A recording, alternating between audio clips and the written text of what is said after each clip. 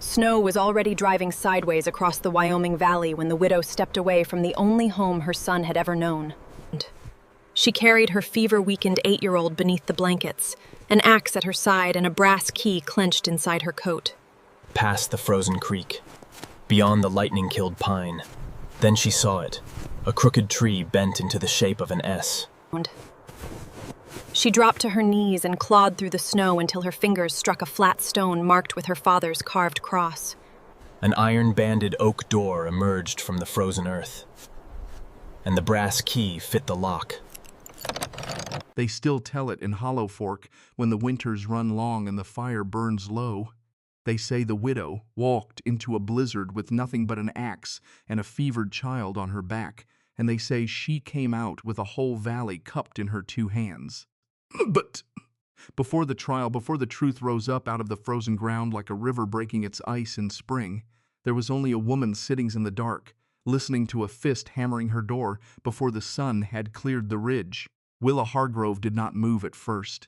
Her hand rested on her son's forehead, and she measured the heat of him the way other women measured flour.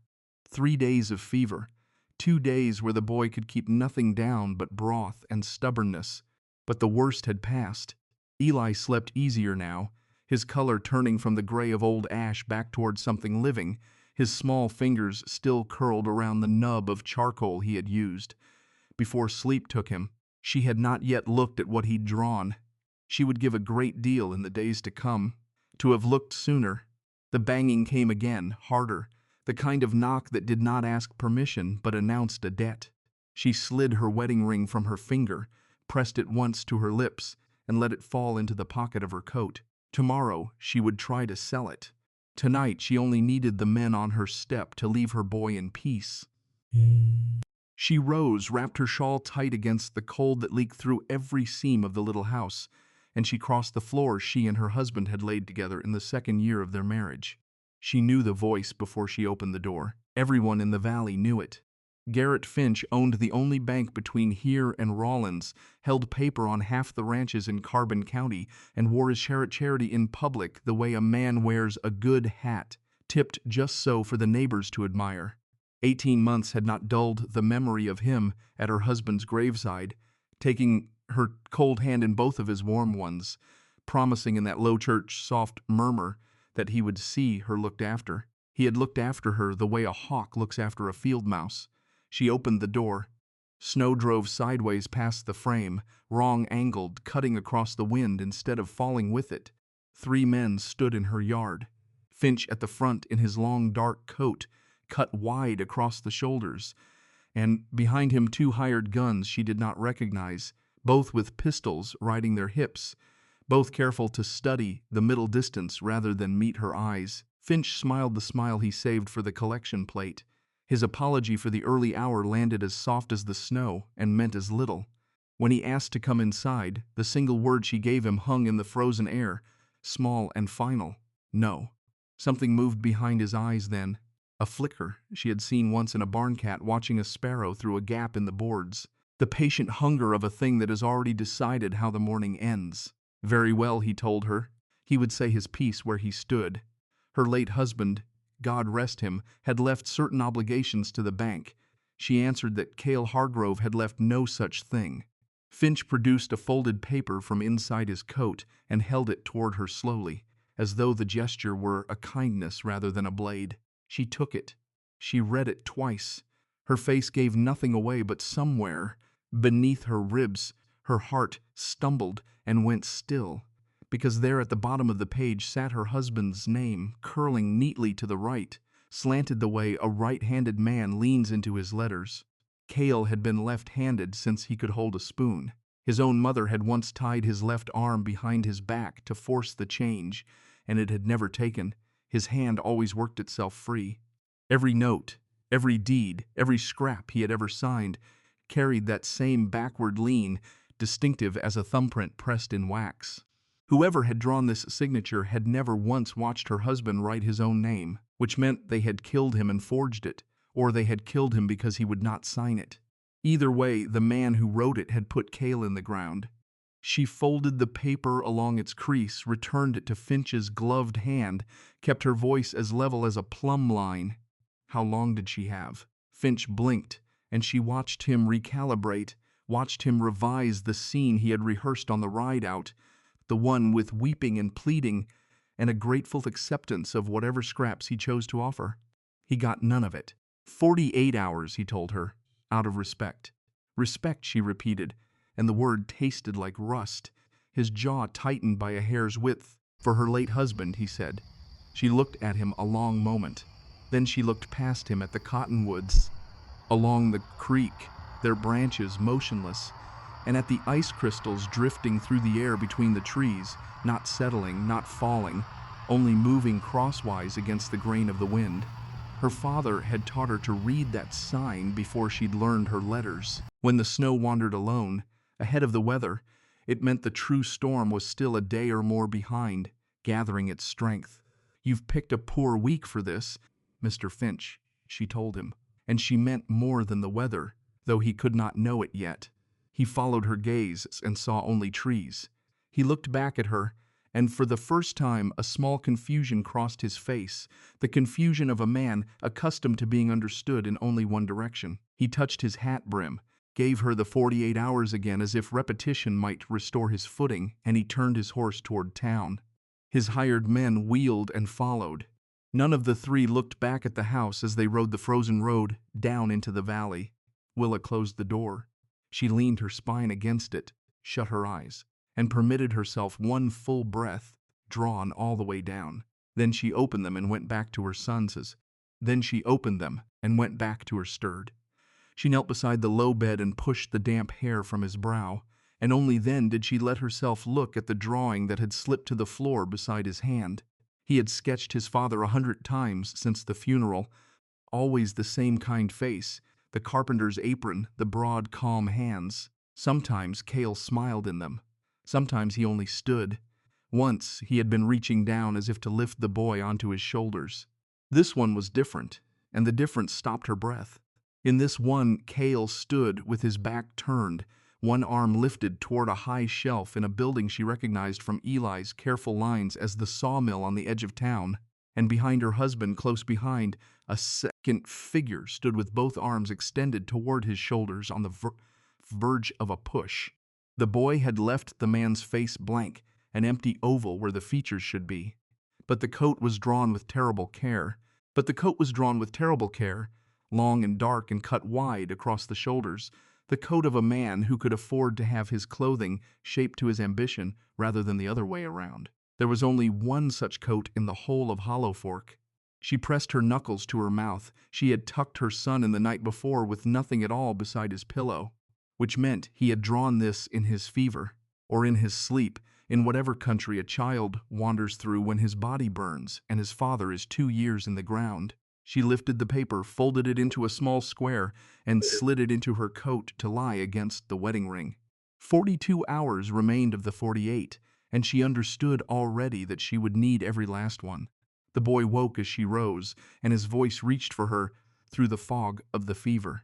Somebody had been at the door, he said. Nobody who mattered, she answered, and he told her she was lying, in that plain, untroubled way children have of naming a thing exactly. She almost smiled. She lied because she loved him, she said, and she bent and kissed his brow, and it was cooler than it had been at dawn, and something in her chest loosened a single notch. He said he had dreamed of his father again. She sat on the edge of the bed, took his small hand in both of hers, and she asked him to tell her. His father had told him not to be afraid, the boy said. His father had told him that grandfather's house was ready. She went very still. "What house?" she asked, and she kept her voice gentle so the boy would not hear the thing that had woken in her. "The house on the hill," Eli said, as though it were the most ordinary fact in the world. His grandfather had built it a long time ago, and it was warm inside, and there was a bed in it just for him. Her father, Edmund Voss, had been 6 years dead. He had left her a small trunk, a pocket watch that no longer kept time, a bundle of work clothes gone thin at the elbows, and a leather notebook she had never once opened because the sight of his handwriting had been more than she could carry in those first raw months. And then the not looking had become its own habit. He had never in his life spoken to her of a house on any hill. But then her father had gone to his grave carrying a great many things he had never spoken of, and she was only now beginning to suspect how heavy the load had been. She left the boy with a cup of broth, cooling on the stool beside his bed, and she told him she had to walk into town, and he begged her not to go, and she promised she would be quick, and both of them knew the promise was worth what promises are worth in a hard winter. She wrapped herself against the cold and stepped out into a wind that had teeth. Hollow Fork lay 20 minutes down the valley, and the snow had already climbed past her ankles, and her boots leaked at the seams the way they had leaked since October, when she had first meant to have them mended, and then discovered she could no longer afford the mending. She thought about that as she walked, about all the small repairs a life required, and how quickly a woman fell behind on them when the man who did such work was gone. The pawn shop kept the corner nearest the church, and Ruth Calloway kept the pawn shop, and Ruth Calloway had been the nearest thing Willa had to a sister in this place. They had shared a hymnal for 5 winters. Their husbands had raised a barn together one bright autumn before either man was called home. Ruth had brought a pot of stew to the funeral and had held Willa's hand through the whole of the burying, her grip fierce enough to leave marks. The bell above the door announced her, and Ruth looked up from her ledger, and her face changed, not by much. A tightening at the corners of the mouth, a flicker of something toward the window. But Willa had spent her life reading small changes in weathered faces, and she read this one. She set the ring on the counter between them without preamble. "Real gold," she said, and named the $90 her husband had paid for it in a shop in Rawlins the spring they married. Ruth did not so much as glance at the gold. "She could not help her today," Ruth said, and the words came out, worn smooth, as though she had rehearsed them for an hour against this exact moment. Willa had not yet asked for help, she pointed out, and Ruth answered that she knew what she had come for. And there it was, the whole shape of the thing laid bare between 2 women who had once traded recipes across a fence. She leaned close, then, close enough that Willa could smell the lamp oil on her, and she confessed it in a whisper barely louder than the wind against the glass. Finch had come through the day before. He had gone shop to shop the length of the street, and to every merchant he had said the same thing in that reasonable banker's murmur that left no room to argue. And Sesame Soul, who did business with the Hargrove widow, would find their line of credit called in by morning. Willa picked the ring up off the counter and slid it back into her pocket, and she thanked Ruth for her honesty, and she meant it, because honesty was worth more than the ring and rarer. The second shop turned her away on the doorstep. The third had gone suddenly, conspicuously closed, though the lamps burned yellow behind the drawn shade. The fourth had a fresh sign nailed in the window, the paint hardly dry, and it read that there would be no credit, no charity, no exceptions, and she understood the sign had been made for her and hung that morning, and she stood in the middle of the white street, with the snow gathering on her shoulders, and considered for one wild moment, simply opening her mouth and screaming until the false-fronted buildings shook. She did not. She turned instead toward the one door in Hollow Fork that was supposed to open for anyone. The new preacher had come out from Indiana. Barely 4 months back, a young man called Tobias Crane, no more than 28, with a face that had not yet learned to hide what it felt. She had spoken to him exactly twice, once to welcome him and once to leave a jar of preserves on the parsonage step, and she prayed as she pushed open the heavy oak door that 2 small kindnesses might be enough to buy 1 large one. The sanctuary was cold and empty, thick with the smell of pine pews and guttered candles. Crane knelt at the altar rail, and he came to his feet quickly at the sound of the door, and something in the readiness of him gave her the first thin hope she'd felt all morning.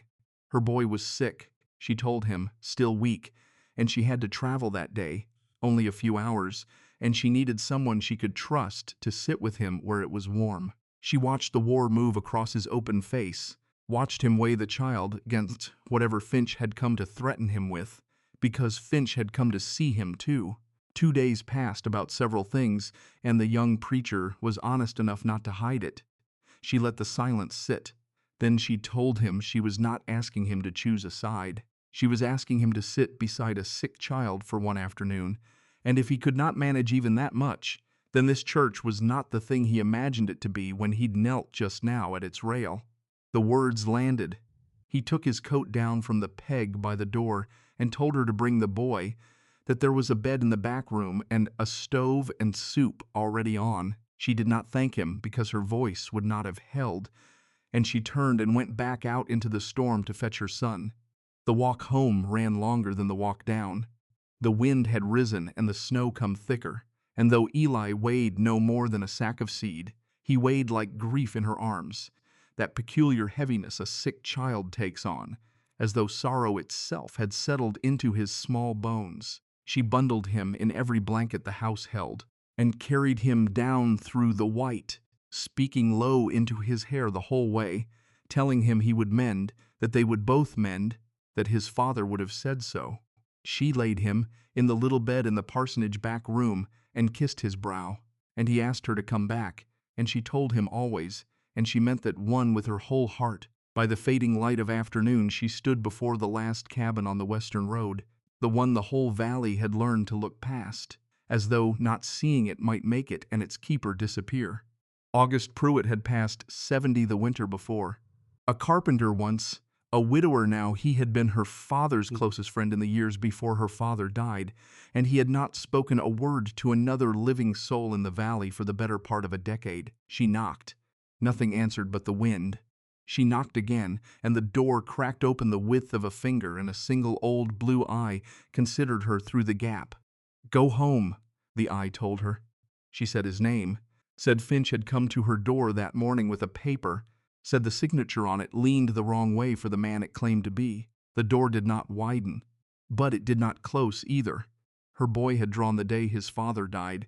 She went on, pressing her words into the narrow gap before it could shut. There was a man behind Cale in the picture, a man in a long dark coat, and her son had never once set foot in the sawmill, had been 5 years old, and home in her lap the day it happened, and still he had drawn it down to the shape of the pulley chain overhead. Her father was dead. Her husband was dead. In 42 hours she and the boy would be turned out onto the frozen road with nowhere on this earth to go. She was not asking the old man for money. She was not asking for shelter. She was asking one thing only. What had her father known? The old eye closed. For a long moment she was certain the door would shut in her face and take the last of her chances with it. Then the latch lifted and the door swung wide, and August Pruitt told her to come in quick, before someone on the road saw her standing there. The cabin was small and close and warm, and it smelled of cedar shavings and pipe smoke and coffee that had sat too long on the stove. A single lantern threw its light across a table worn smooth by years of elbows. A rocking chair kept its place by the fire. A rifle hung on 2 pegs above the door. He shut the door behind her, turned the key in the lock, drew the curtain across the one window, and only then did he turn and truly look at her, the way a man looks at something he has not let himself see in a long time. She had her father's eyes, he told her, and his voice went rough on the name, on Edmund, and Willa's throat closed so hard she could not have answered if her life had hung on it. He poured her coffee from the pot, set the cup before her, gestured her to the chair across the table. "Sit," he told her. She sat. "Drink," he told her, and she drank, and it was scalding and bitter and utterly real, the first real thing that day. Now she was to listen, he said, and he was going to tell her what he could, but not everything, because everything would put her in the ground beside her husband, and he had not kept himself alive alone in this cabin for 10 years. To hand her father's daughter a shovel. If they were going to do this, he said, they would do it the way Edmund would have wanted it done. What he told her then rearranged the world. Near 30 years back, Garrett Finch had been a young man on the make, before the bank, before the church eldership, before the wide coats and the soft voice, just a hungry man with his eye fixed on land that belonged to other people. There had been a woman in his household in those days, a quiet, careful woman named Ada Sen, who cooked and cleaned and kept her own counsel, and she had been carrying Finch's child. When her condition could no longer be hidden, he had put her out into the winter with nothing, and he had gone through the town ahead of her and told everyone she had stolen from, salting her name so thoroughly that no door in the county would open to her. She had very nearly died on the road. Willa's fingers tightened around the cup, and as the old voice moved through the telling, Edmund Voss and August Pruitt had found her half frozen in a ditch, 6 months gone with child, and they had carried her 2 counties over to a friend of Edmund's, a kind widow whose own husband had died in the war, a woman named Willa Hargrove. Marin had taken the girl in, and when the baby came she had raised him as her own son, and she had given him the only name she had to give, the name of her dead husband. The cold that went down Willa's spine had nothing to do with the storm outside. She asked the old man the child's name, and her voice came out as thin as thread. August Pruitt set his coffee down and met her eyes and told her some questions carried answers a person could never afterward set down. She asked again. He said it plain, the way a man says a thing he has carried too long, Cale. The word dropped into her like a stone into still water, and the rings of it spread outward through everything she had believed she understood. Her husband, her Cale, the gentle, careful, left-handed man who had whittled toy horses for their son by firelight and read her the Psalms on Sunday evenings in a voice she could still hear if she went quiet enough. He had been Garrett Finch's son. He had been the very child cast out into the snow, raised by a stranger's mercy, 2 counties from the man who fathered him. He had known, she whispered, and it was not a question. Pruitt said yes, he had known. He had never told her. She said no. The old man agreed, he never had. Why, she asked, and the single word held everything. Because he had loved her, August Pruitt told her, and his old eyes had gone wet, and he did not trouble to hide it. Because Cale had grown up on the story of what had been done to his mother, and he had not wanted his wife anywhere near the man who did it. So he had held his tongue, and he had watched, and he had written things down. Every crooked deed, every acre taken by fraud, every family Finch had ruined for the pleasure and the profit of it. Cale had kept a book, a patient record of it all, and he had meant to carry that book to the circuit judge when the time was ripe, and he had asked Edmund Voss to help him build the case, and her father had done more than help.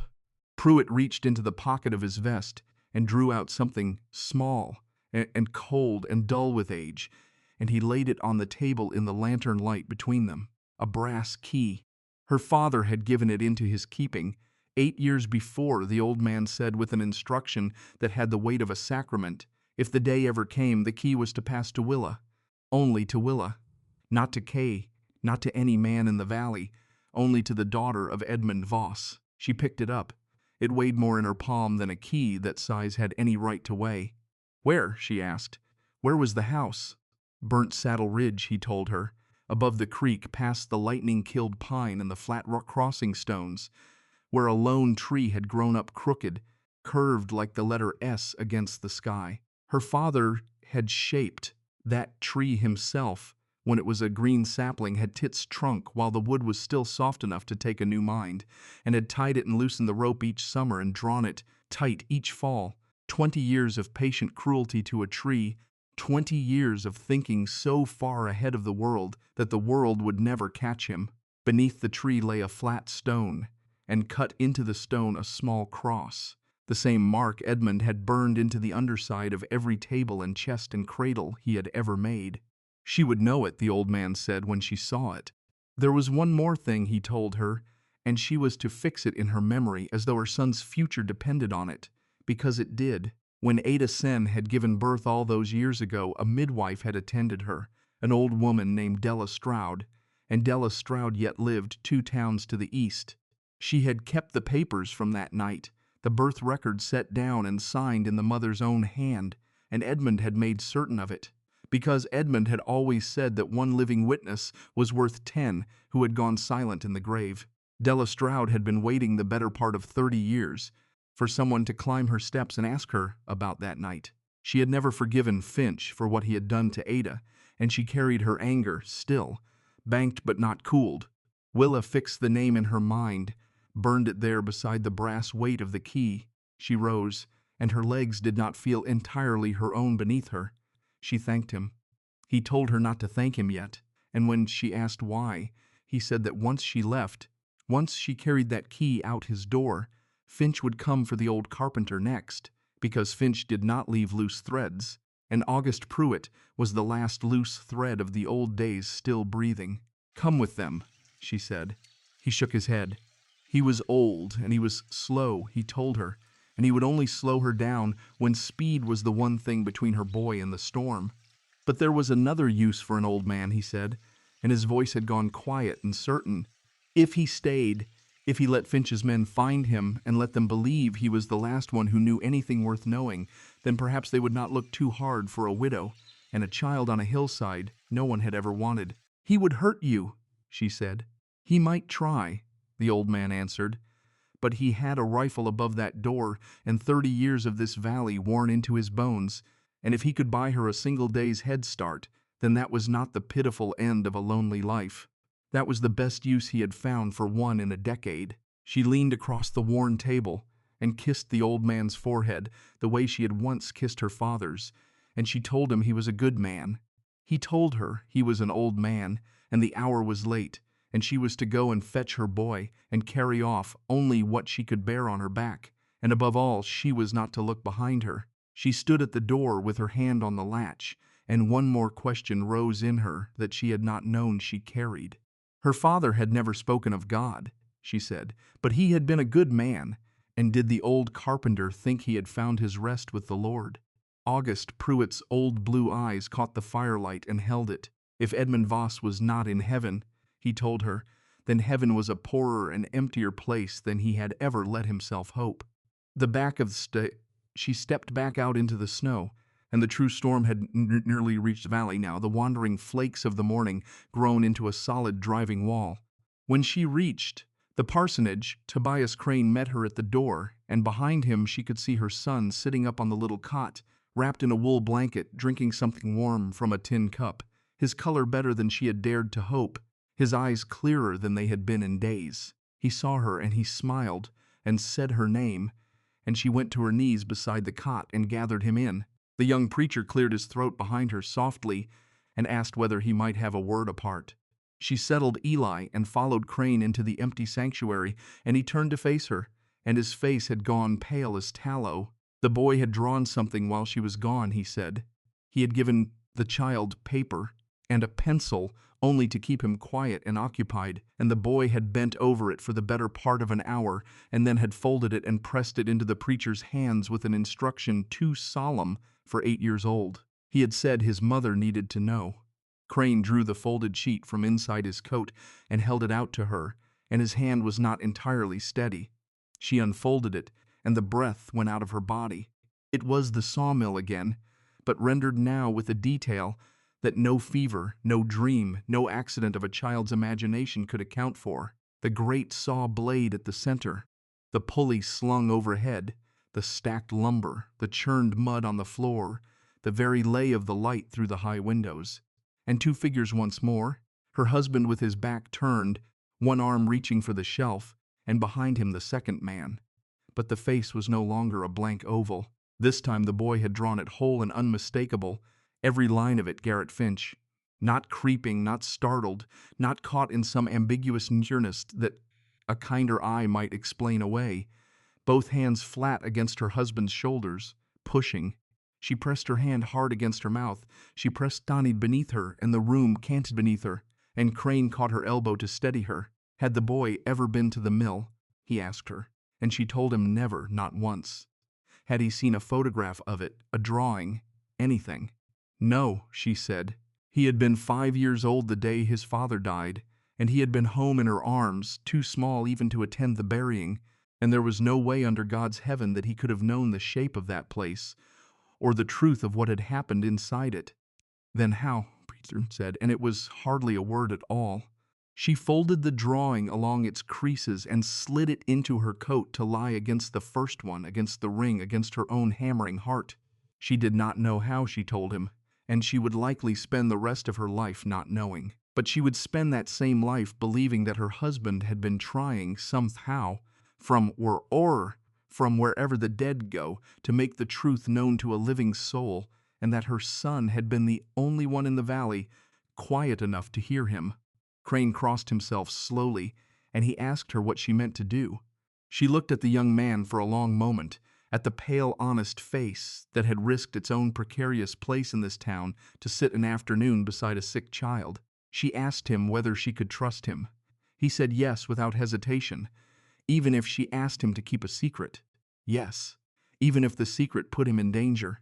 4 months ago, the young preacher told her he had knelt at that very altar and taken a vow to serve, and the vow had not said to serve only where serving was safe or comfortable. It had said only to serve. So yes, even then. Then he was to know this, she said. She and her son were leaving Hollow Fork that night, not tomorrow when Finch's grace period ended, but tonight under cover of the storm. He was to tell no one he had seen them. If Finch asked, the preacher had not laid eyes on her since the day of the funeral. He asked where she would go. Somewhere the man could not reach them, she said. For how long? Until the truth grew louder than he was. She gathered her son, bundled him against her chest inside the blankets, and carried him out into the teeth of the weather. She stopped only once, at the door of her own house, and she did not go inside. She laid her bare palm flat against the pine frame she and Cale had raised together in the second year of their marriage, the wood they had planed and fitted by lamplight, while she carried the child, now sleeping against her breast. And she said goodbye to it, quietly, for now. She had her father's compass and her father's unopened notebook. She had a sharpened axe and a single wool blanket, half a sack of dried beans and a tin of coffee. She had her wedding ring back on her finger where it belonged. She had a brass key that weighed more than iron had any right to.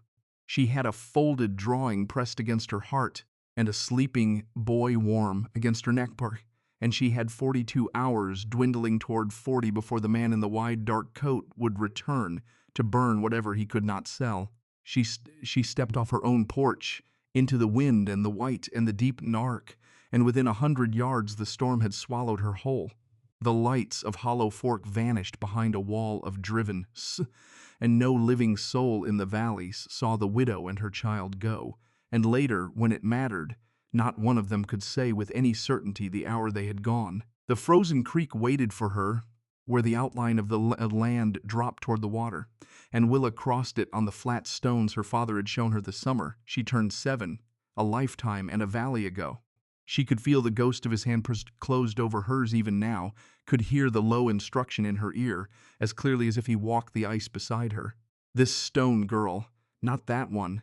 That one shifts when the melt comes. She set her boot exactly where he had once set it for her, 30 years gone, in the black of a storming night, with his grandson breathing against her collarbone, and the stones held her weight the way they had always held it, faithful long after the man who taught them was dust. The beyond came the throat and stayed. Beyond, Rossing rose sharp, and the pines thick caught her until the wind changed its voice, cutting colder and meaner through the close ranks of the trees. Eli stirred against her shoulder, and his small voice reached up out of the blankets to ask whether they were truly going to his grandfather's house. She stopped in the drifting snow, just for a breath. Yes, she told him. His father had promised it would be warm, the boy murmured, half in sleep. His father had been right about that, she answered, and she started climbing again before her voice could betray the rest. The lightning-killed pine showed itself first, a tall black ruin of a tree split down its heart years past, standing sentinel over the flat crossing stones exactly as the old carpenter had described. Past it the ground leveled, and there against the pale bruise of the sky stood the tree her father had spent 20 years bending to his will, its trunk curved like a drawn letter, unmistakable and impossible. She had never in her life laid eyes on it, yet she knew it the way a woman knows the face of a mother in a portrait painted before her own birth, a recognition that lives below memory. She climbed the last of the slope on legs that shook from more than cold. At the foot of the crooked pine she set her son down with care, tucked the blanket close around him, told him 1 minute, only one, and she dropped her knees in the snow and began to dig. The white came away in sodden sandfuls. Her fingers passed through cold into numbness, then into a deeper ache she stopped feeling, and she went on scraping until her palm struck something flat and unyielding beneath the frost. A broad stone, wider than the others, scattered around the roots and pressed into its face beneath a skin of ice, a small cut cross, the mark her father had signed into every honest thing he ever built. Edmund Voss had come this far, and no farther, and he had left this waiting. She worked the handle of the axe under the stone's lip and threw the whole of her weight against it, and nothing moved. She shifted her purchase, tried again, felt the stone give an inch, then another, then heard a long, low grinding rise from beneath the earth, the sound of something ancient turning over after a patient sleep. The stone lifted clear. Below it lay a door of oak, thick and iron-banded, half buried under seasons of pine needles pressed to felt, and set into its center a brass lock waiting for the brass key.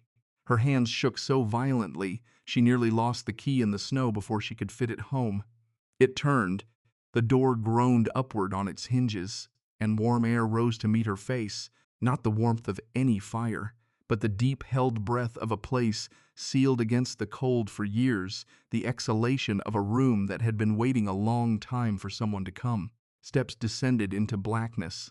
She looked down into it a moment, then lifted her son back into her arms and carried him down into the earth, and behind her the falling snow had already begun to erase the marks of their passing, and above her the storm settled over the ridge, like a hand laid gentle over a sleeping thing. She struck a match at the foot of the stairs, and the flame caught and steadied and threw its small circle of light, and the room assembled itself around her out of the dark.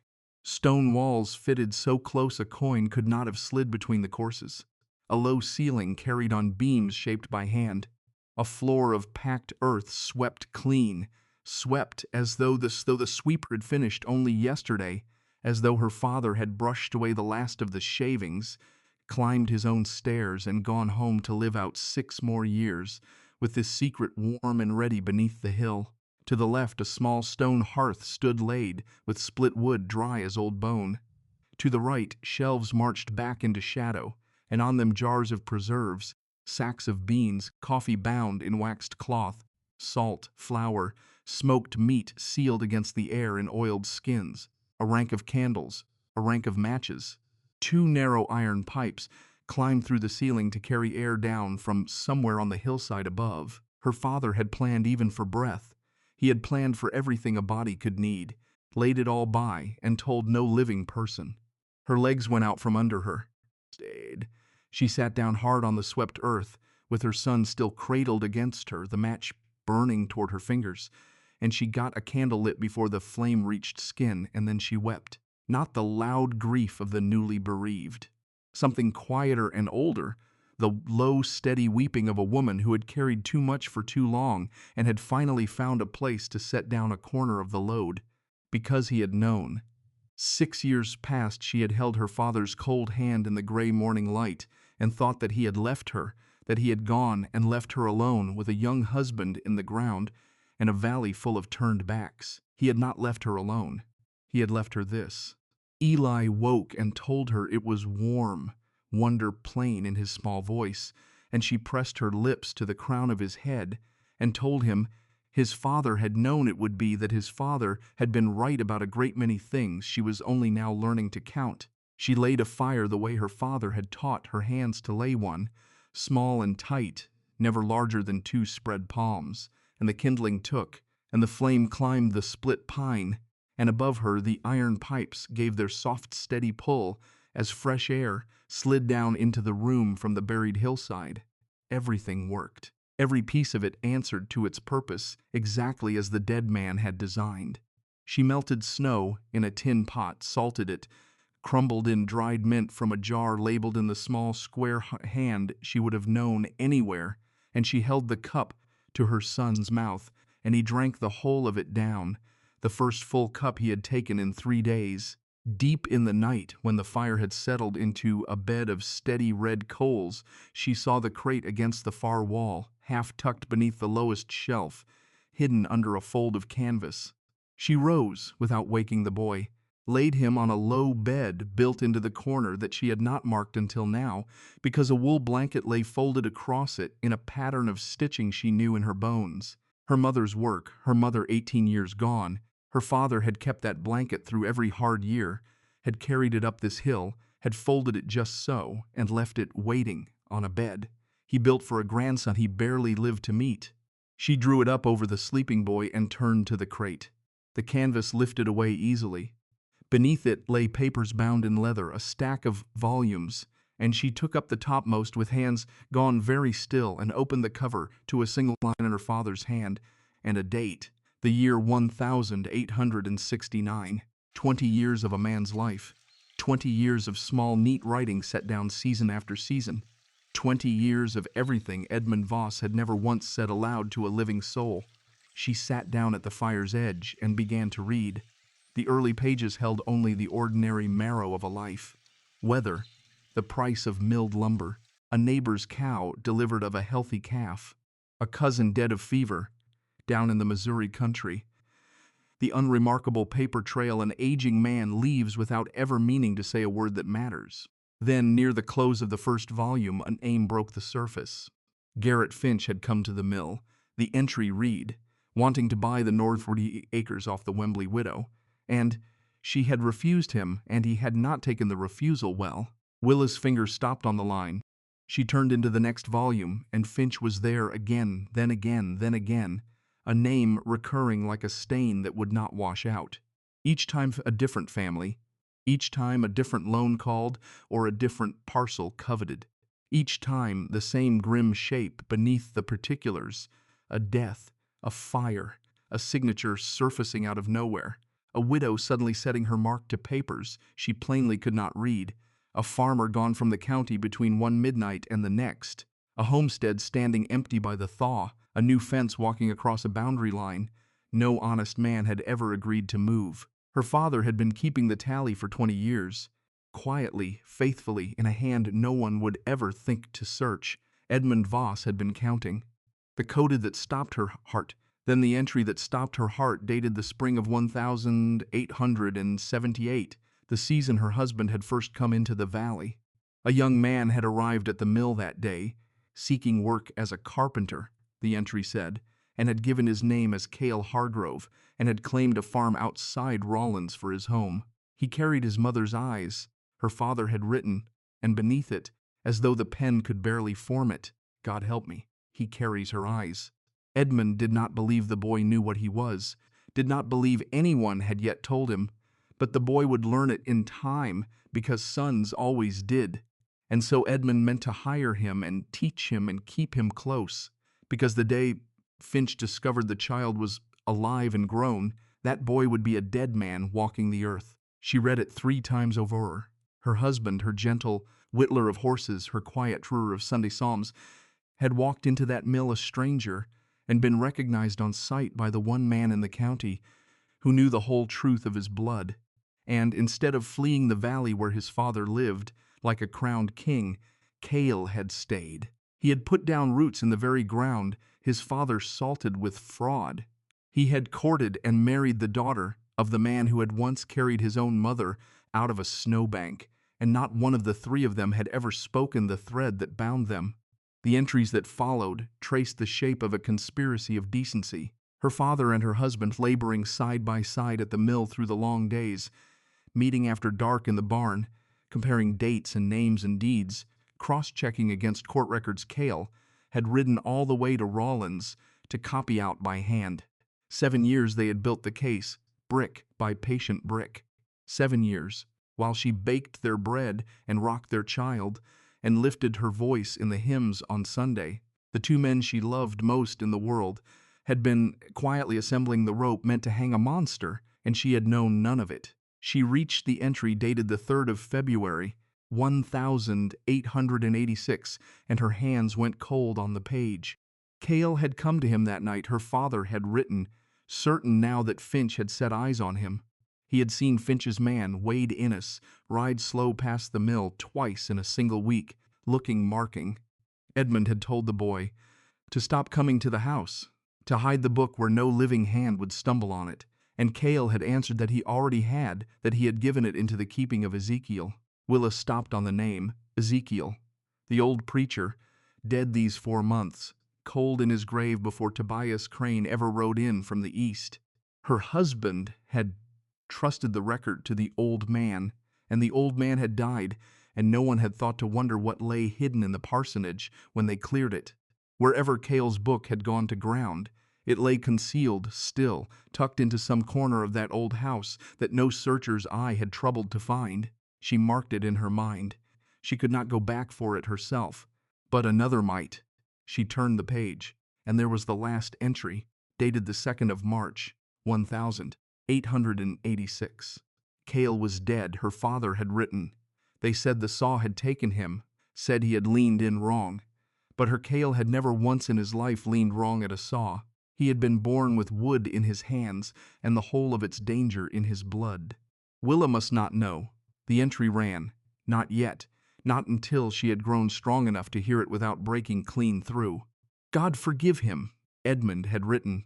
He was going to lie to his own daughter, was going to bury his son-in-law wearing a smile that was no smile at all, and he was going to spend whatever years remained to him building her a place to run to, against the day the truth finally rose, because rise it would.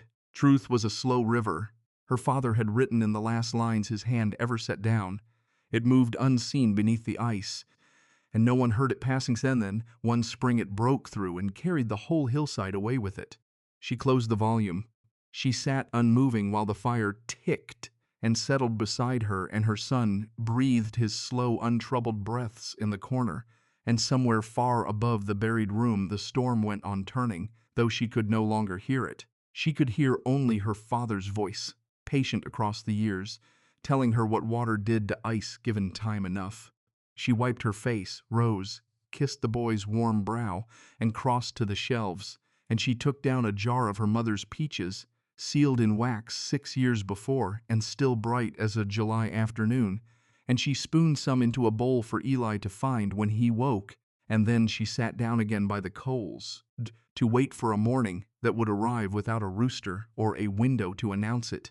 Morning came only by her father's small brass clock ticking on the shelf, its hands reading 6, and by the low fire wanting fuel, and by the boy stirring under his grandmother's blanket.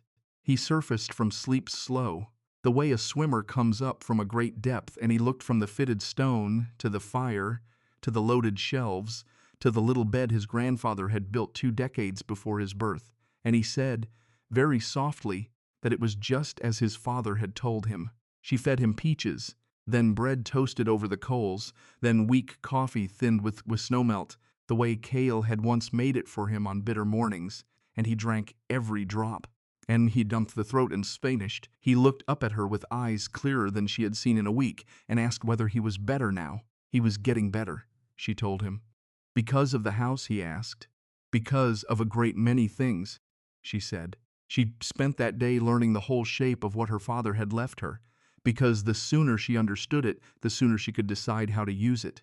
Behind a stack of the firewood she found a low tunnel, barely wide enough for a body to crawl, rising to a hidden vent higher on the slope. A note pinned above its mouth in her father's hand told her its purpose, a shelter, with only one door. He had written, "Is nothing but a grave a man digs for himself."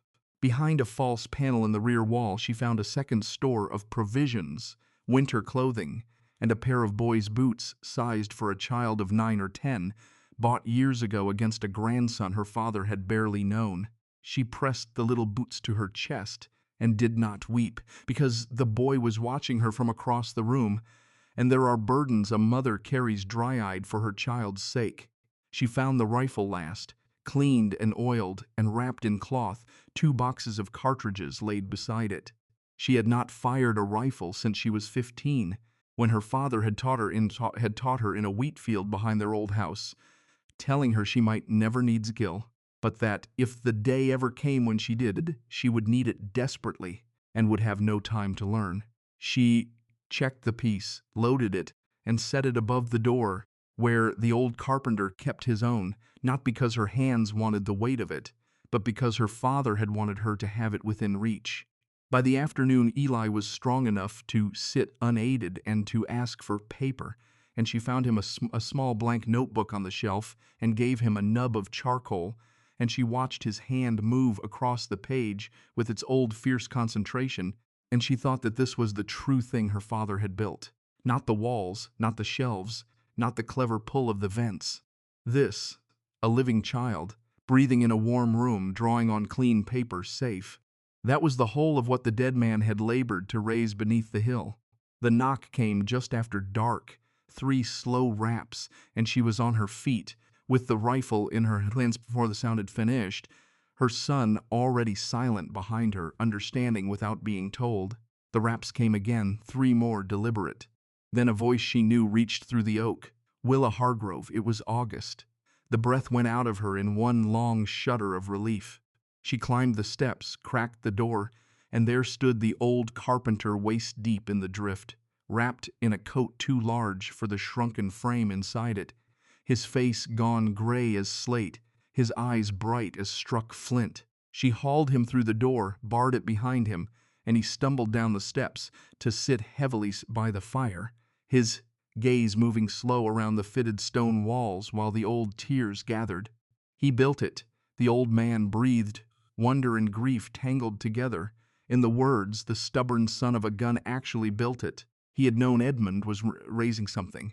In secret, he told her, but never where and never what.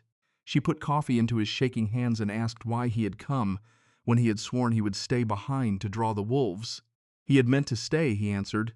He drank and drank again, then lifted his eyes to her, and they had gone harder than she had ever seen them. Finch had come for him the night before, not the man himself, but 2 he had sent. Not the man himself, and a stranger, walking into the cabin without the courtesy of a knock, wanting to know what Edmund had told him, what he had passed to Willa, where she had gone. He had told them nothing, but he would have told them everything. In the end, he said plainly, because every man tells in the end, and so he had done the only thing left to a man in his position. He had run. She asked how. There was a root cellar behind his kitchen, he told her, dug for him by Edmund Voss 20 years past, with a passage that surfaced down at the creek. Her father had built it the same season he built this room, saying that every good man in the valley needed a way out, because sooner or later, the bad ones always came wanting a way in. He knew, she whispered, pressing her hand to her mouth. He knew everything. Near enough, the old man agreed, near enough to matter. He set the cup down and turned his face to the fire, and when he spoke again, his voice had gone flat with the weight of what he carried. Finch was no longer merely angry, he told her. Finch was frightened now, and a frightened man of that kind was a far more dangerous animal than a merely greedy one. He knew the widow lived. He knew the old carpenter had slipped him. He did not yet know where either of them had gone to ground, but he would search, and he would not stop searching. How long? She asked. Days, the old man answered. Not weeks. She nodded slowly, and from the corner of the room her son spoke her name, and they both turned to him. He held up the page he had been laboring over, and his small face was calm, too calm by half, for a child of 8, the stillness of one who has finished setting down a thing that had to be set down. He had finished, he told them. She crossed the room and took the paper from his hand. It was the old parsonage, the house where Ezekiel had lived out 40 years before the grave took him. Rendered in the same impossible detail, every window in its place, every worn step of the porch, and in the corner of the front parlor, drawn as though the floorboards turned to clear glass beneath the boy's gaze, a wooden box tucked into the dark space beneath the planks. August Pruitt rose and came to look over her shoulder, and his breath snagged in his throat. That was Ezekiel's parlor, he told her. No mistaking it. She said yes, and that, the old man said, his voice dropping, was Cale's book. She said yes again, and folded the drawing with care and slid it in a revolver for safekeeping. Someone had to go and bring it out, she said, turning to the old man. Not you. He shook his head. Not him, no. Then who? He asked. She was quiet a moment, and into that quiet she set the picture that had been forming since the parsonage, the young preacher, with the pale, honest face and the steady voice, the man who had folded her son's first terrible wrongs and pressed it into her hands with tears standing in his eyes, the man who had said that a vow to serve did not come with a clause excusing him where the serving grew hard. There was a young preacher in the church now, she told the old man, Tobias Crane, come out from the east to replace the one they buried. He had been kind to her boy. He had already hazarded something for their sake. Did she trust him? The old man asked. She did not know, she admitted, and she would not pretend otherwise. But she knew this: if she did not bring herself to trust someone soon, the whole of it died here beneath the hill with the three of them, and her son grew to manhood believing his father a criminal, and Garrett Finch died old and fat in a feather bed at 90, with more land, more money, and one more ruined widow notched into his ledger for sport. So yes, she would trust the preacher, because the only other road left to her was to trust no one at all, and that was not the world her father had gone to his grave believing in. He had built her a place to run to. She would not dishonor it by hiding in it forever. The old man looked at her a long time across the firelight. Then he nodded. All right, girl. All right. How were they to reach the young man? She looked at her son, who watched them both with no fear in his face, only the patient attention of a child who already knows the thing the grown people have not yet found words for, and she turned back to August Pruitt and told him she had an idea forming. The days that followed were the strangest of her life, the days the buried room began to fill. It started with Walter Granger, a small rancher from the southern end of the valley, whose barn had gone down under the second wave of the storm and whose family sat near the end of their firewood. He had climbed the ridge on a half-remembered rumor, on something the old carpenter had murmured to him at the general store the week before he fled, and Walter had held the words close and acted on them. She opened the door to him, fed his wife when he brought her the following day, fed his children after that. She showed him the pull of the vents, the fit of the stone, the way the hearth drew its warmth back into the hillside itself, and she put a nub of charcoal in his rough hand and made him draw it. His first attempt came out crude. His second came out better. His third came near enough to serve. She nodded once and told him to go home and build one for himself, smaller, only large enough for his own, dug into a slope with a vent to breathe. When he asked how he might ever thank her, she told him not to thank her but to build, and when the next frightened soul came knocking at his door, to teach them as she had taught him. He gave his word, and he kept it. 2 days on came the Lindens, a man and a woman with 3 children under 10, the smallest still riding his mother's hip, her lips gone blue at the edges, the father's hands shaking too hard to hold a cup steady. Willa wrapped them all, ladled warm broth into them, held the smallest child against her own breast, until the shivering eased out of his little frame. Across the fire the mother's eyes filled, and she began to say that she had something to confess, and Willa told her she owed no confession here. But the woman needed to say it, and so she did. The year Cale died, her own husband had spoken cruelly of him in the tavern, had called him careless, had said things a man ought never say of the newly dead, and she had sat silent in her own kitchen and let the words stand. Willa reached across the small distance between them and took the woman's chapped hand in hers. She was here, now, Willa told her, and that was the whole of what counted. Her own son was watching, and she wanted him raised in a valley where a person was allowed to become better than they had been. So the woman was here now, and nothing that came before this fire mattered past it. The woman broke, and her husband bent his head into his hands by the hearth and wept the silent tearing weep of a man unburdening a long-carried shame. Her son crossed the room to the smallest Linden child, knelt down before the little one, and held out his own nub of charcoal with a simple question: did the boy want to draw with him? The child nodded, and the two of them bent over a shared page by the fire until sleep took them both, their heads come to rest against the same folded blanket. Willa watched them, and she understood at last what her father had meant to raise here. Not the walls, the people the walls gathered in. Then came Ida Markle, near 70, her husband 2 winters in the ground.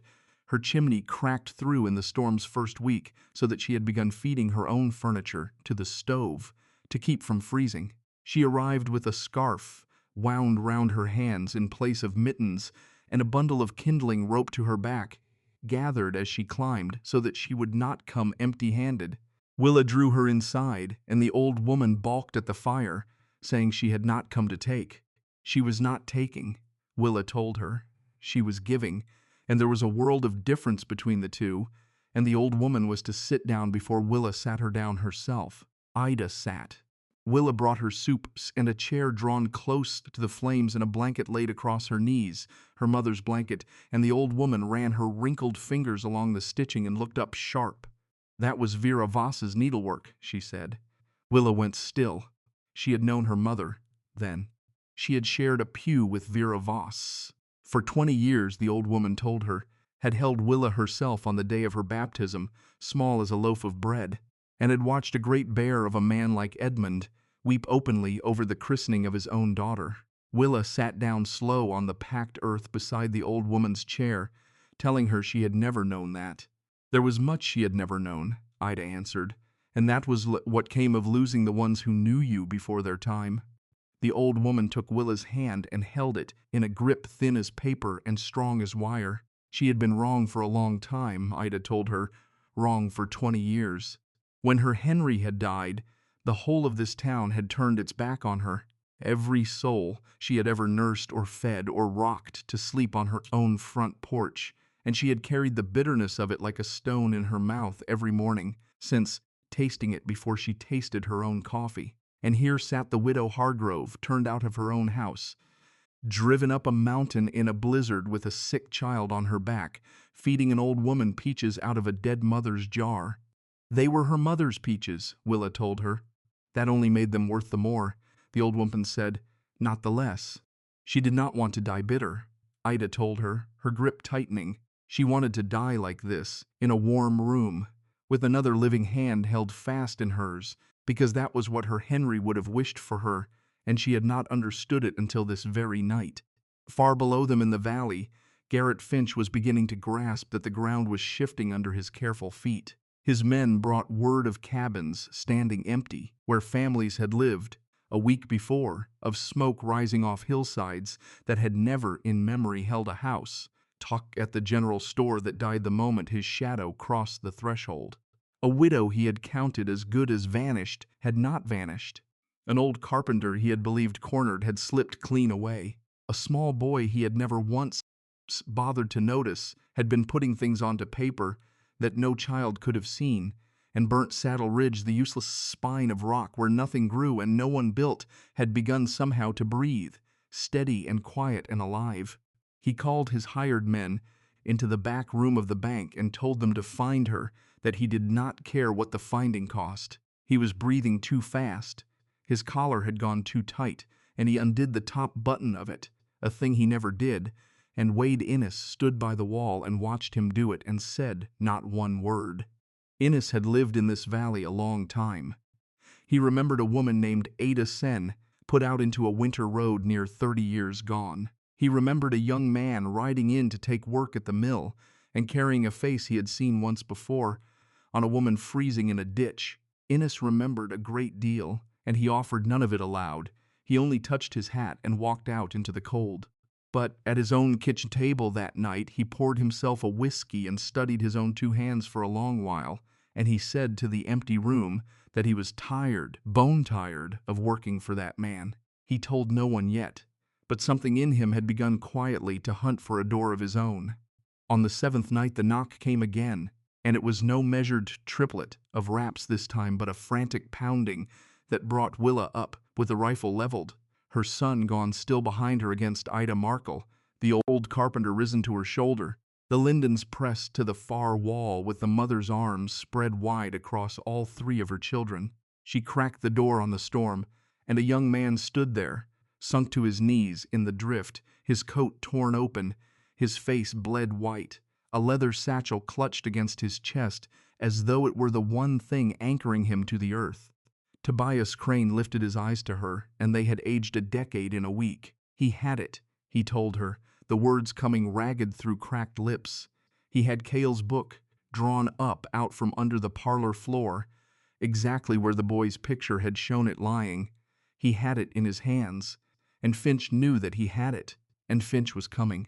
She reached through the doorway, closed her fist in his torn coat, and hauled the preacher down out of the killing wind into the warmth of the room her father had built against exactly this hour, and she barred the oak behind him, and not one soul beneath the hill slept that night. The preacher sat at the fire with the ledger open across his knees, and for a long while he could not speak, only turned the leaves that had not stopped trembling since he crossed the creek. He had been 2 days on the run, riding and hiding and riding again, and he had eaten almost nothing. So Willa set bread and hard cheese in his hands, and he took the food without seeming to know his own hands held it. August Pruitt sat across from him, silent as stone. Ida Markle had drawn Eli into the curve of her arm, where the boy had finally surrendered to sleep with a heel of bread still clutched in his charcoal-smudged fist. In the far corner, the Lindens lay heaped together beneath their blankets, like a litter gone still, with warmth the 3 children breathing in a tangle against their parents. The book was thick, its cover dark leather worn soft at the corners, and every page carried the careful left-leaning script she would have known blind, in the dark, by touch alone. Columns of figures, rows of names, dates marching back across 2 decades. The slow, patient bookkeeping of a young man who had understood he was weaving a noose for a monster, and who had not lived long enough to draw it tight. Crane turned another leaf, and his hand shook harder, and the words came out of him low.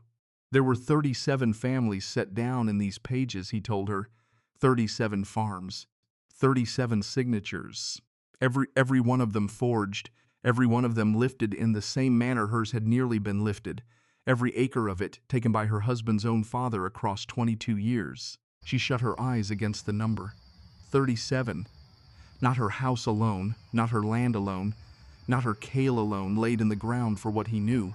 37 households, 37 mothers, 37 fathers, some of them dead now, some driven from the county, some of them living out their days in one-room shacks, 2 towns removed, silent under a shame that was never theirs to carry, believing to this hour that their own men had drunkenly signed the roofs out from over their families' heads. 22 years the man had fed on them. She opened her eyes and told the young preacher that they were no longer fighting for her. They were fighting for all of them. He answered that yes, they were, and something in his ruined face had steadied at the saying of it, as though the weight of the 37 had given his own fear a floor to stand on. The old carpenter leaned into the firelight, and his cracked voice carried the first thing that sounded like hope. The circuit judge was sitting in Rawlins at that very hour, he told her, a man named Nathaniel Bard. Word of it come up through Walter Granger the week before. Bard rode into Hollow Fork 3 days hence, as he did every season, and by long custom he spent a full day in the town before he turned his horse south again. 3 days.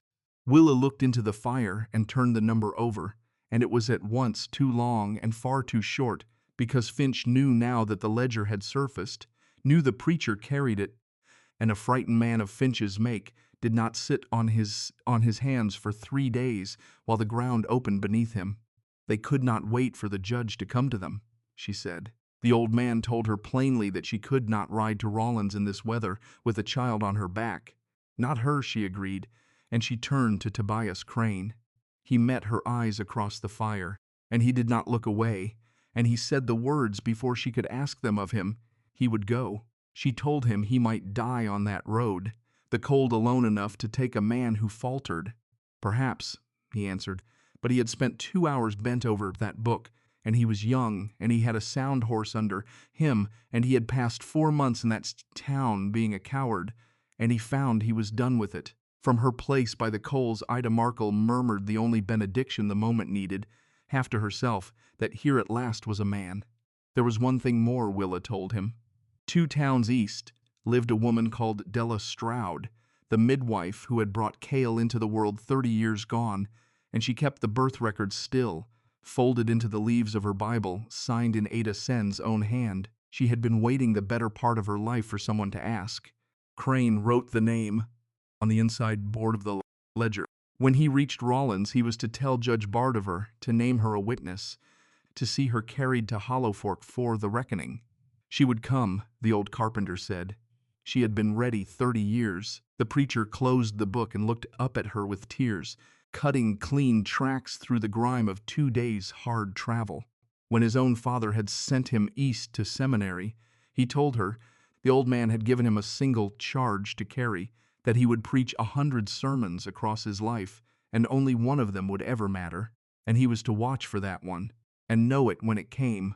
Her throat closed on her. This ride was his, he told her. This was the sermon that mattered. This was the one. He left before the first gray touched the buried vents.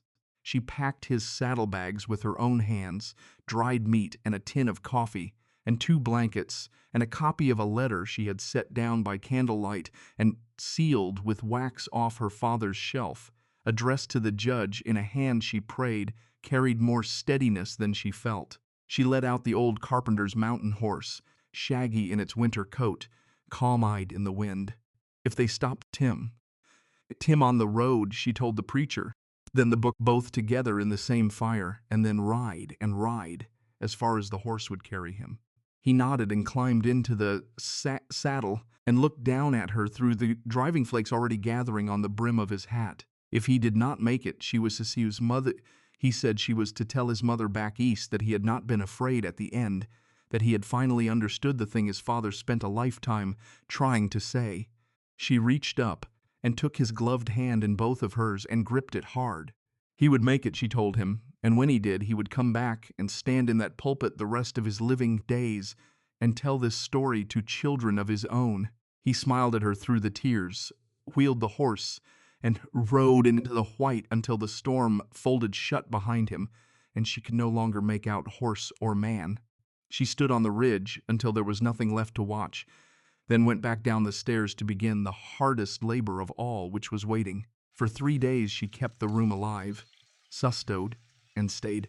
She rationed the wood and stretched the food, kept Ely close and warm, and in the long silences she read her father's journals through again and read the letters her husband had written her across their years together, the ones she had bundled and carried out of the house without knowing why her hands reached for them. His writing was so familiar it opened a wound.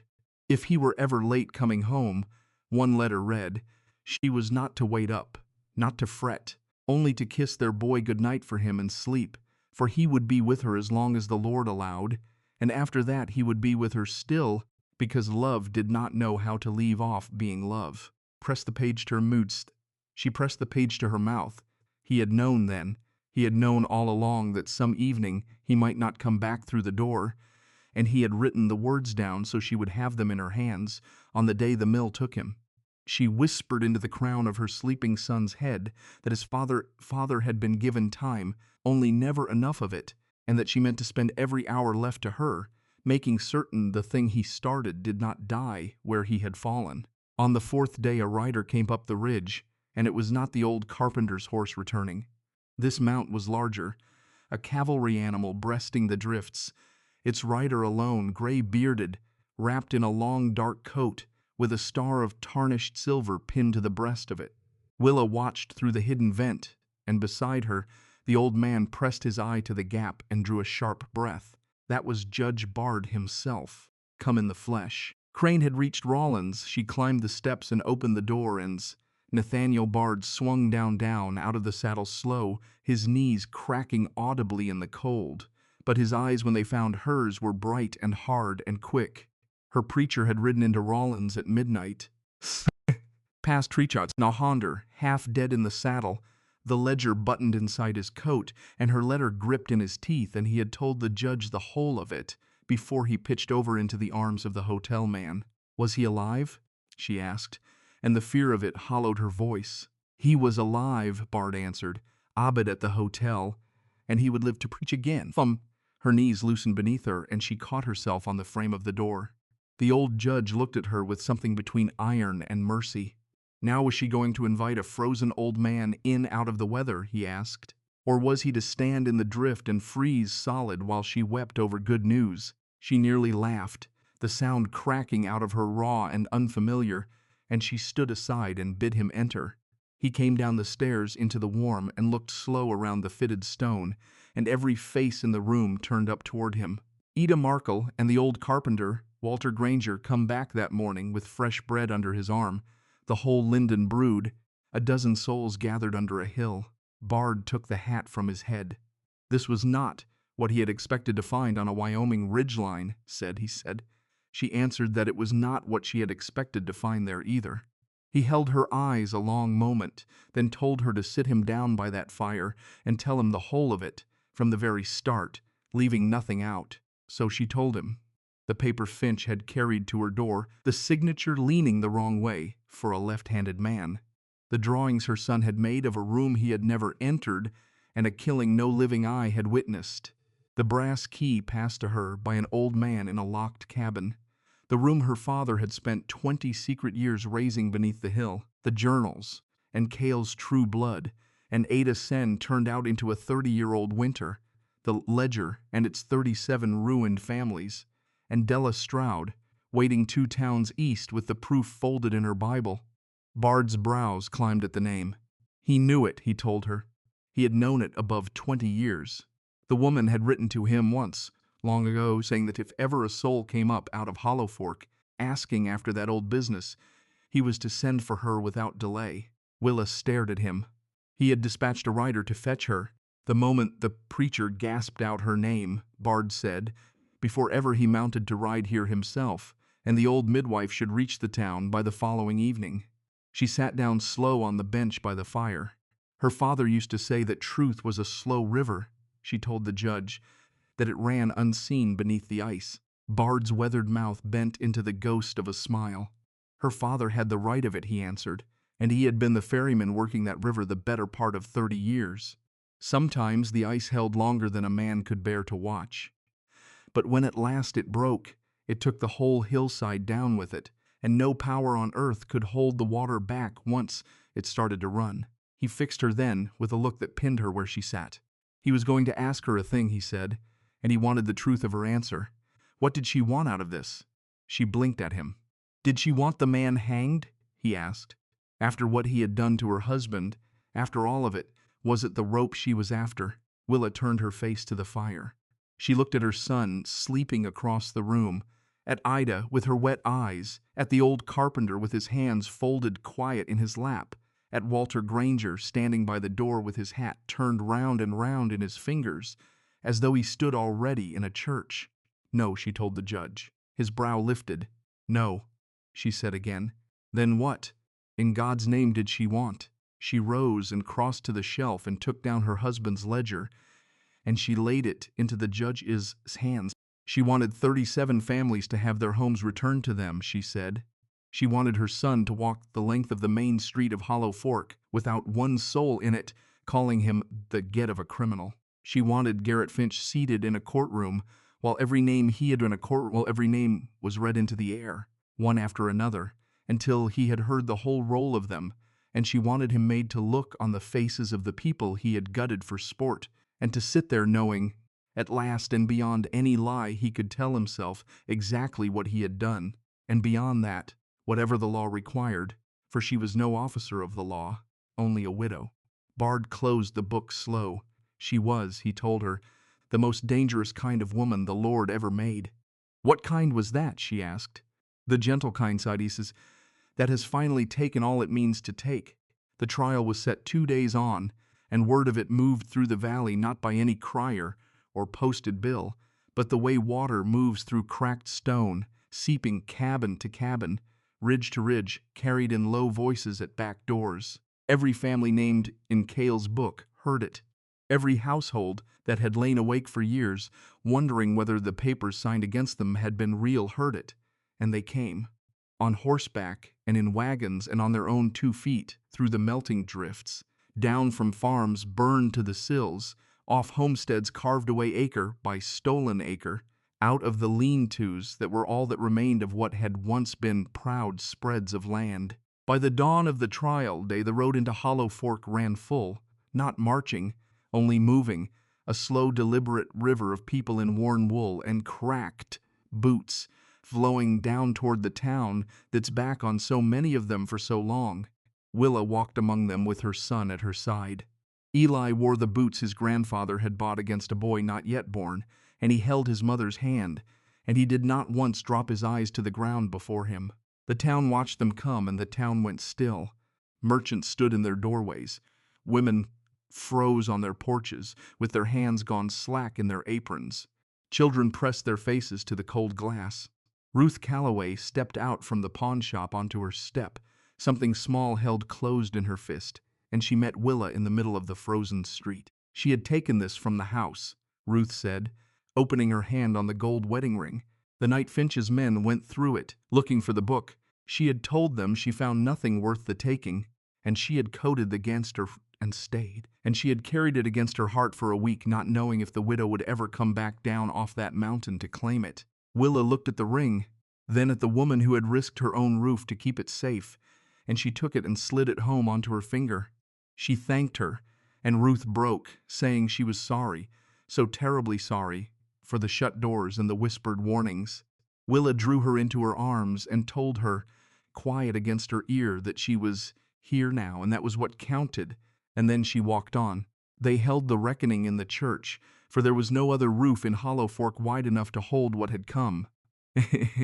And Tade, every pew filled and every aisle filled, and every doorway jammed with standing bodies, and those who could find no room inside packed the churchyard and pressed their ears to the plank walls to catch what they could. Judge Bard sat at the front, pale from the cold but straight-backed as a fence post. Beside him sat Tobias Crane, still bandaged, still gray about the mouth, but upright, present, alive, having risen from his hotel bed against all counsel to see the thing through. And in the second row from the back, small and folded into herself with a worn Bible clasped on her knees, sat an old woman with hair gone white as the snow beyond the windows. Della Stroud had come. Garrett Finch entered flanked by two of his hired men, and he wore no smile now. His finest coat, his silver watch chain, his collar starched white as a communion cloth, but his eyes had shrunk to something small and cornered, his mouth drawn to a hard, flat line. And Willa saw, for the first time in all the years she had known his face, that the man was afraid. Not of her, of the thing she had built out of nothing but a dead man's foresight and a valley's buried grief. Bard called the room to order and named the matter before it, charges of fraudulent transfer of land throughout Carbon County across 22 years. He turned his gray gaze Finch and told him he would have every chance to speak, every chance to answer, and that he would also hold his tongue when the court required his silence. And did he understand? Finch answered that this was a farce. Then it was a farce they would conduct with dignity. The judge told him and bid him sit. Finch sat. Willa rose. She held her father's journal in one hand and her husband's ledger in the other, and she walked to the front of the church, and she began one at a time to read the names. Cale's name first, then her father's, then the 37, each in its turn. For every name she spoke the date the false signature had been set down, and the parcel it had stolen, and the fate of the family it had broken. This one is here among us today, she would say, and lift her hand toward some weathered face in the crowd. Or she would say, this one lies in the yard behind this very building, and a low sound like wind through winter grass would move across the packed room. She read for the better part of an hour. She did not weep. She did not raise her voice above the level plain tone in which a woman reads a grocer's list. She only read, and with each name spoken into the silence, Garrett Finch sank a fraction lower in his seat until it seemed the pew itself was swallowing him by degrees. When the last name had fallen from her lips, she turned to the judge and offered the journals, the ledger, and the testimony of every soul present whose name she had spoken. The court accepted them all. Finch surged to his feet, protesting that this was nothing but the raving of a woman drowned in her own grief, that his son had died in an honest accident, that she had spun a fiction whole cloth from smoke. Bard let the words run their course. Then he observed, mild as milk, that Mr. Finch had just called Cale Hargrove his son. The church went absolutely still, a silence so total that the candle flames could be heard to gutter. Finch's face changed by degrees, the way a wall changes when a hairline crack becomes a fissure, becomes a ruin, and then all at once the whole face of it comes down in a slide of dust and stone. He had misspoken, he said. Had he? The judge answered. The old woman in the second row rose to her feet. Might she speak, she asked, her voice thin as a reed but perfectly clear in the frozen hush.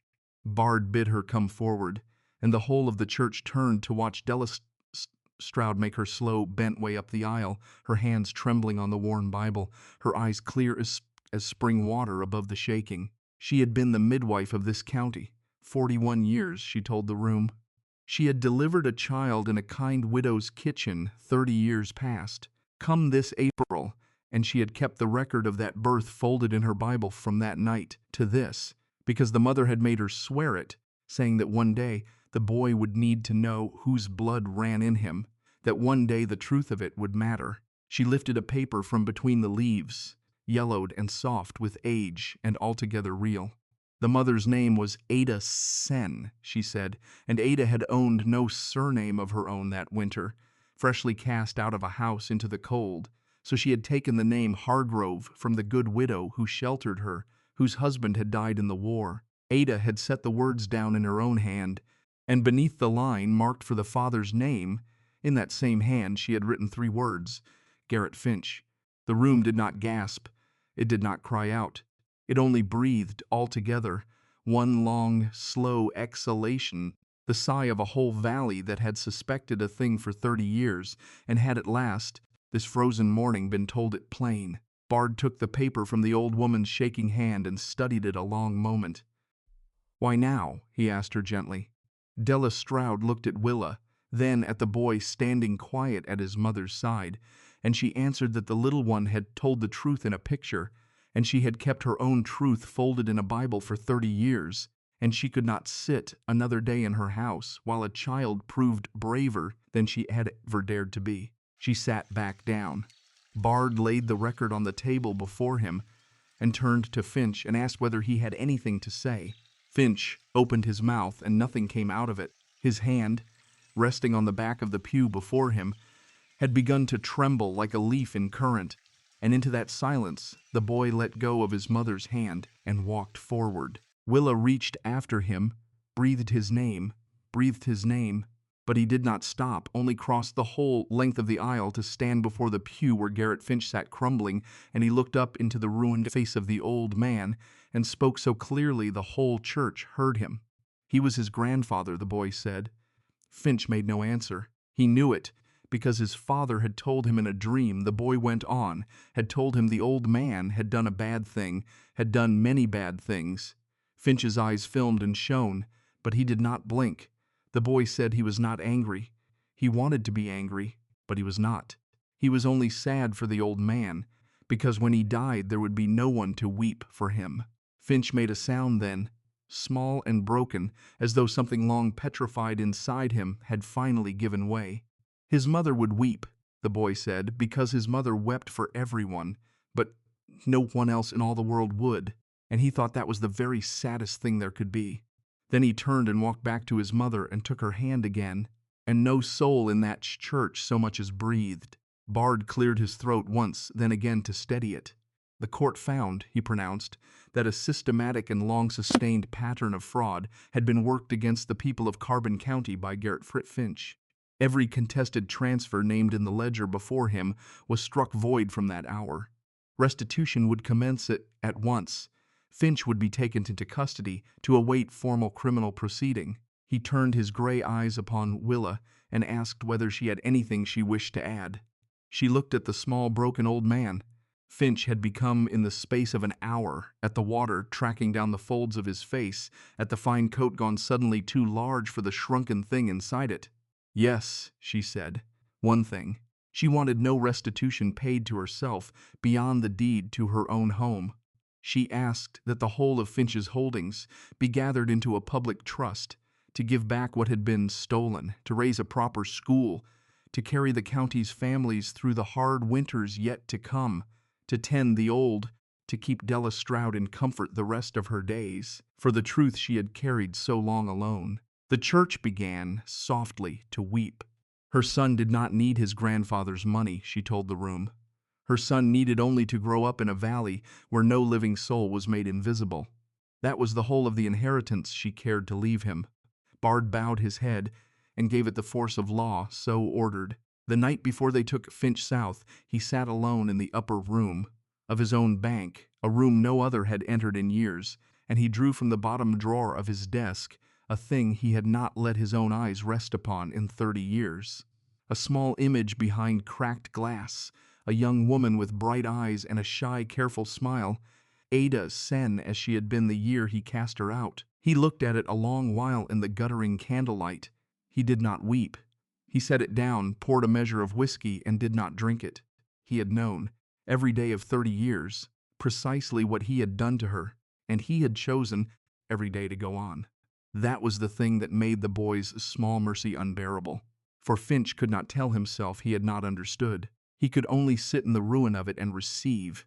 Spring came late that year, and slow and careful, the way it comes to a place that has been broken clean through and is learning by inches how to be whole. The snow drew back off the hillsides. The creek ran clear over the crossing stones. The cottonwoods along the water pushed out their small green buds. Garrett Finch sat in a cell in Laramie, where he would die inside 2 years, small and quiet and alone in every way that could be counted save one. Once a month, a woman rode the long road down to that town, and she carried bread, and she read him the Psalms, and neither of them spoke much. The last time she came, he had gone thin as a rail, his hair white to the roots, his hands shaking so hard he could not hold the cup she brought. He looked up at her and said her name, and then he asked her the single word, "Why?" Because her son had said. No one would weep for him, she answered, and she had not been willing to let the boy be right. He wept until there was nothing left in him to weep, and he died the following Tuesday, and she paid for the burying, though she did not attend it. She stood instead on the porch of the house she and Cale had raised, restored now, mended, the pine frame she had touched in farewell, that first black night planed smooth and standing proud. Her son came out to stand at her side, 10 years old now, and tall for it. His grandfather's careful carpenter's hands hung at the ends of his arms, his father's steady eyes set in his face. He asked her whether she had wept for the old man. She looked out across the valley, at the scattering of small houses, each with its own snug shelter dug into the slope behind it, at the smokes rising from chimneys that had gone cold last winter and would never go cold again, at Ida Markle rocking on the porch swing with her knitting, at Tobias Crane coming up the road with a covered dish for the Sunday table, as he did every week now, at old August Pruitt, seated beneath the crooked pine on the ridge, whittling a toy horse for a grandchild he had taken in from an orphaned family that spring. Yes, she told her son, she had wept for him, not because he had earned it, but because the boy had asked it of her, and because a soul who cannot weep for another, however far that other has fallen, has forgotten the first thing about being a person at all. The boy was quiet a while. Then he said that was what he wanted to become when he was grown, a man who wept for people even when they had not earned the tears, a man who built houses, a man who told the truth in pictures. She put her arm around him and drew him close against her side and told him he already was, that he had been all those things from the start. The wind moved through the cottonwoods along the water. High on Burnt Saddle Ridge, the crooked pine stood dark against the failing light, and beneath it, under its flat stone, the door her father had built with his own hands stood as it had always stood, stocked and swept and ready. She climbed to it every autumn now, with the Old Carpenter and Walter Granger and any neighbor who could spare the day, and they stacked fresh wood and filled the shelves and oiled the hinges, and they never once sealed the door, because no one could say when some soul might come up the ridge in the dark with nothing but an axe and a child on their back, needing a place to run to.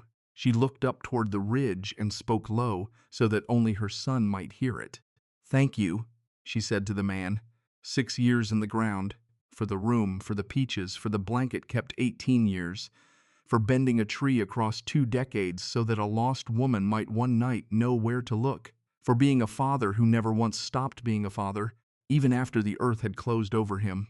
Her son leaned his head against her arm and told her that his father said, "Thank you too." She closed her eyes, and the tears came slow and quiet the way they always came now, not the tears of a woman breaking apart, but the tears of one who had finally, at long last, stopped needing to hold herself together. She held her son, and she stood on the porch of the house they had built with their own 4 hands, and she watched the last of the light drain out of a valley that had learned, across one long and brutal winter, how to keep its own.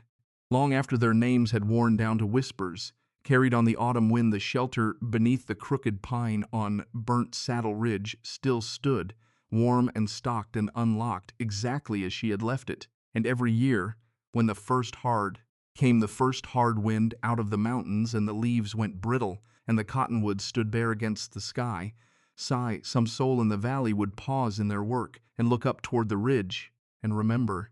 Prepare before the storm, not after, for the storm always comes in its season. And when it came, there had better be a warm room somewhere on high ground, and a hand at the door to lift the latch, and someone within who had not yet forgotten what it was to be cold and afraid and turned away.